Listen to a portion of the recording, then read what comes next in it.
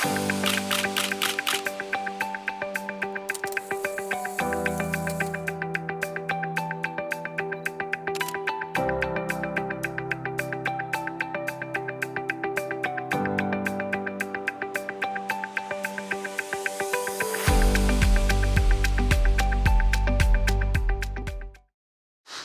back to our show, your show, Let's Talk Stocks. In studio with us this morning is Rory DeSilva, and is founder and CEO of Jamvest, a Jamaican real estate company.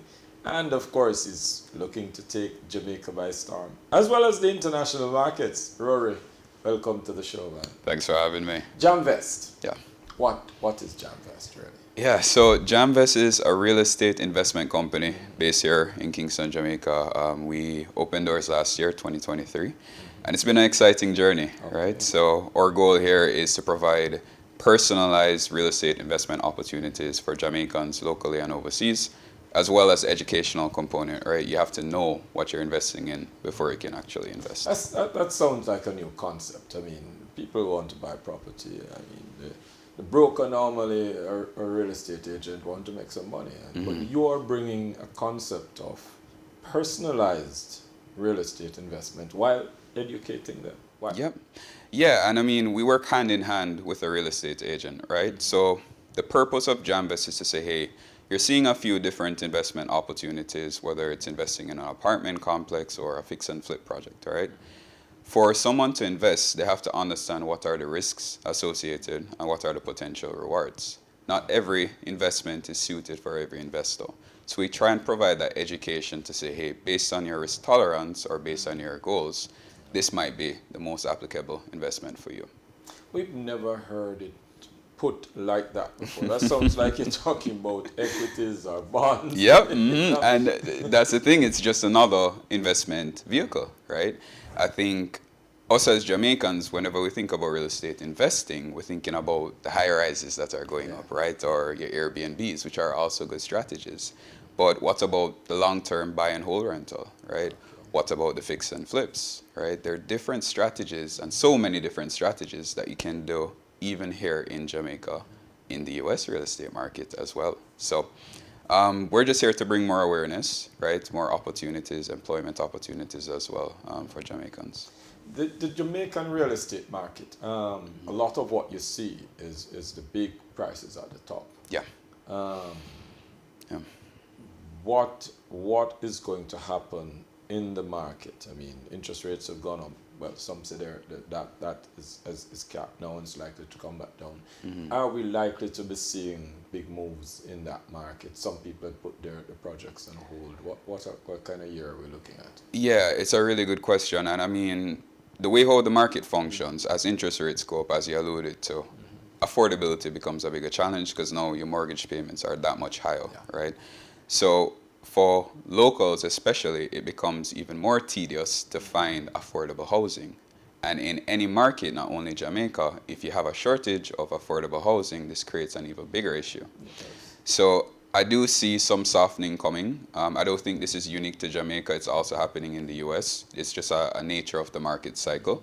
So we'll see some softening coming, but I think there needs to be more awareness, right, about how to build affordably, how to create affordable homes, right? There are a few initiatives right now that are ongoing, but we need to be highlighting those initiatives more so that people are aware of what the different options are available for them.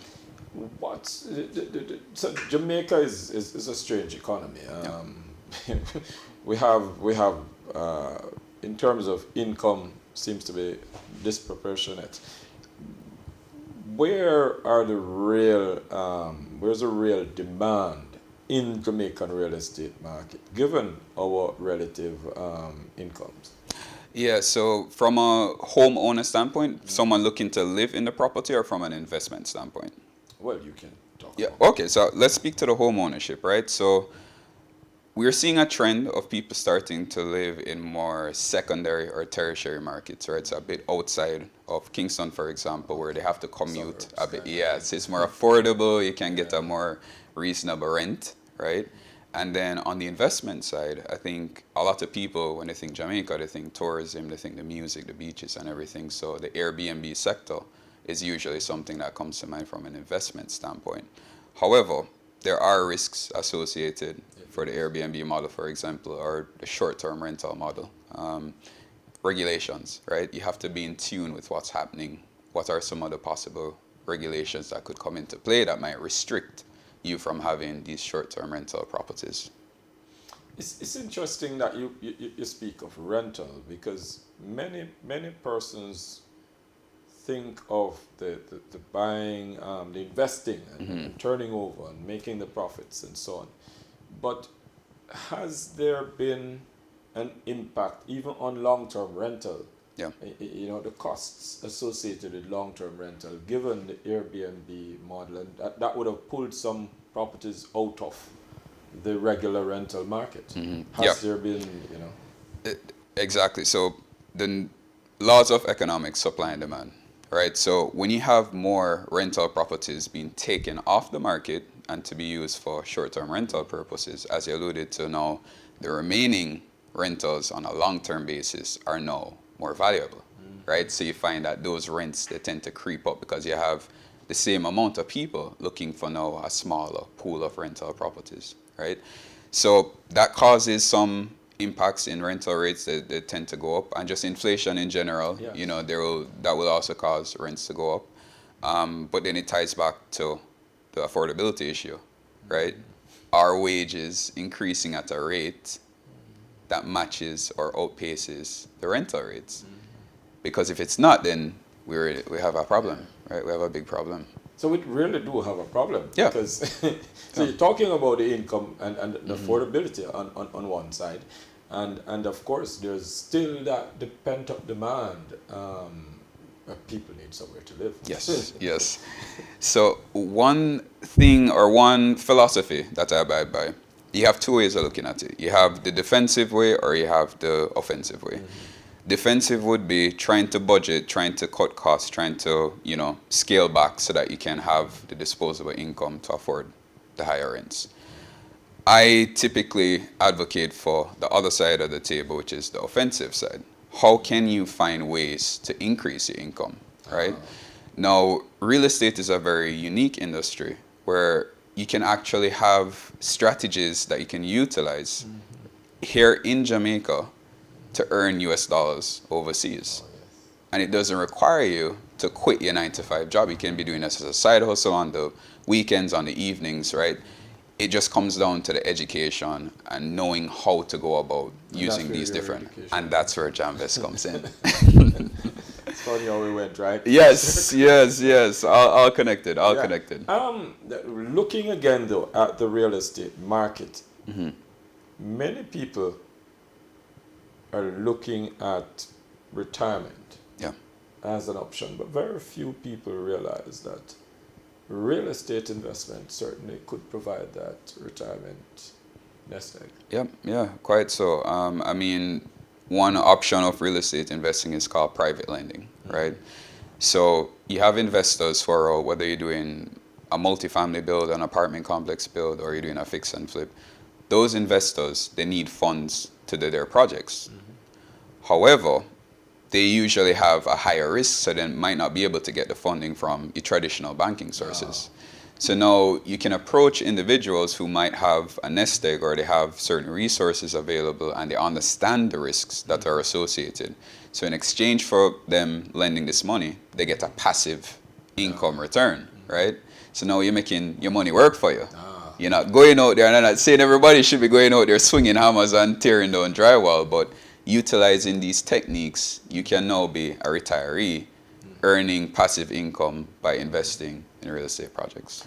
Rory, you just came back home and looking to really drive your company locally, but you would have worked sometime overseas. Yeah. How do the markets compare, and what's happening in overseas markets now? Yeah, it's definitely an adjustment being back. I'm glad to be back.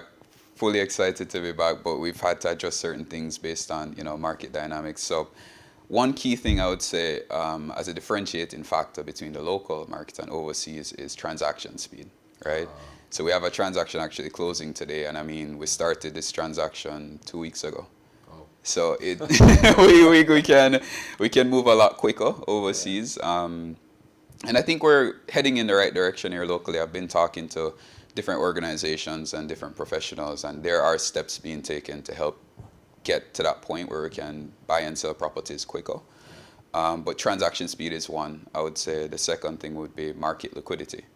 So being able to, if I'm doing a fix and flip, when I purchase this property, have it fixed up and now ready to release it on the market, how many buyers can afford to purchase that property after it's now ready to be sold? So liquidity is also another big factor, where I can look on the US market in some areas where the days on market is under 30 days, right? So I can find somebody who's willing to pay the price for that home within 30 days. In Jamaica, it would take a bit longer to find that right buyer. How important, as you talk about the days on market, in say US market, does that time on the market for sale impact your sale price at the end? Yeah, it's incredibly important. So a part of my role or my responsibility for Jamvest is I am a data junkie, right? So I am always reviewing data, seeing what's going on. And if you're in a market that is stagnant, right, where properties are sitting on the market longer, this is now holding costs that are now going to be eating into the profit. So whether it's the interest that I'll be paying the retiree or whether it's insurance for the property, those costs add up the longer the property is on the market. So being able to find markets where you can list it and get a buyer as soon as possible, it makes your ventures significantly more profitable. The US real estate market, well, not only US, UK, we've seen the case where, mortgage rates have shot up, certainly in 2023, and as such, whether new home starts or even, some of what was being held on the market for sale took longer and so on. The Fed seemed to have reached the end of their tightening cycle, and so interest rates are set to come down later this year, maybe in the second quarter or so on. Yeah. How will that impact? Well, I have mixed feelings about the Fed's decision about what's going to be happening. I think we're all holding our breath, hoping, in some cases, as a real estate investor, we usually hope that rates come back down because, again, back to the affordability, we have more buyers entering the market. We can purchase the properties, so the values go up. Now, I think we're at a point in time where it's kind of in limbo. So the Fed's responsibility is trying to control the inflation rate by tinkering with the interest rate, right? Now, some people believe that they haven't fully achieved that objective. Some people think they have. So it's down to the Fed now to decide if they're going to lower or if they're going to maintain. If it does come back down, we might see another surge in property values because now more people are coming back into the market ready and able to go and purchase a property because everyone has that wish, right? Everyone has that wish of owning their own home and, raising the family and everything. So it is kind of built into us and very ingrained into our fiber. So it's just when is the right time, I would say. And having interest rates come back down where mortgages can be more affordable creates that environment where people can get back in. Well, there you have it, folks. We have been chatting with Rory DeSilva, is CEO and founder of Jamvest. And we could go on and on. No way we could have this conversation in 15 or 20 minutes. Real estate is so important. So catch us for the second part of that interview. Make sure you join us. As we always say here on Let's Talk Stocks, we give you information to make better financial decisions. Come back with us tomorrow morning at 9. Another great show lined up for you.